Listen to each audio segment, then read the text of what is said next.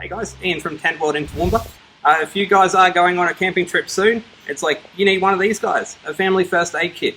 So why I chose one of these over all the other first aid kits that we have is due to the fact that it has a multitude of pieces. There's 98 pieces inside the actual set. It only weighs 850 grams. As you can see, it's only a small little unit as well to actually pack away, so you're not going to be having to find a massive amount of area for it. So general rundown on what's inside it. It's like you do have non-adherent dressings, which also come with the actual paper tape as well. So if you do hurt your hand or anything like that, you can actually put little dressings on there.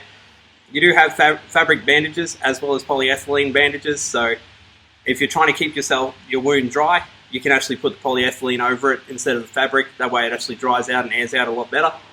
You got one single iPad as well. It's like definitely what you need if you are chopping wood or anything like that. If anything gets in your eye, you can sort it out quite easily. You got triangle bandages. It's like you also have soap as well as cleansing wipes.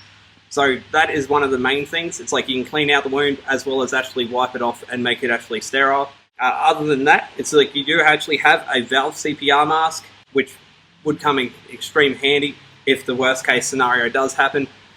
God forbid that does happen. It's like we just cover all bases here with this actual pack. So you've got saline solution. It's like you've got waste bags.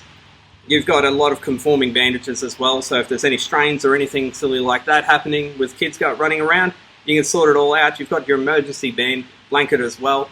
So if you are stuck with no way to light a fire or anything like that, you can sort it out quite easily.